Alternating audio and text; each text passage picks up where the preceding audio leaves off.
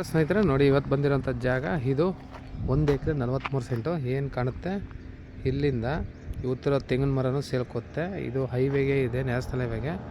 ಬೆಂಗಳೂರಿಂದ ಇಲ್ಲಿಗೆ 135 ಕಿಲೋಮೀಟ್ರು, ಮೈಸೂರಿಂದ 65 ಕಿಲೋಮೀಟ್ರ್ ಆಗುತ್ತೆ.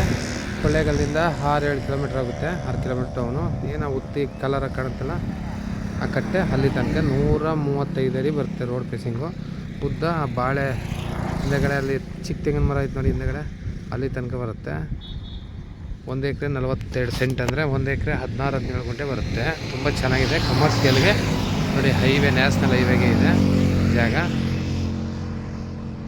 ರೀಸನಬಲ್ ರೇಟ್ಗಾಗುತ್ತೆ. ಇವರು 1,20,00,000 ಎಕರೆಗೆ ಹೇಳ್ತಿದ್ದಾರೆ, ಸೆಂಟ್ ಲೆಕ್ಕ. ನೋಡಿ ಜಾಗ ಮಾತ್ರ ಬ್ಯೂಟಿಫುಲ್ ಆಗಿದೆ. ಒಂದು ಮಾವಿನ ಮರ ಇದೆ, ತೆಂಗಿನ ಮರ ಒಂದು 10-15 ತೆಂಗಿನ ಮರ ಇದೆ.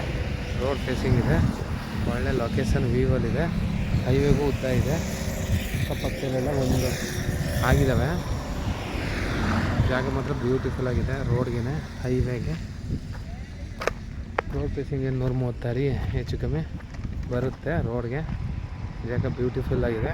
ಕಮರ್ಷಿಯಲ್ ಏನಾರ ಮಾಡಬೇಕು, ದೊಡ್ಡ ಈ ಥರ ಚೌಟ್ರಿ ಇಲ್ಲ.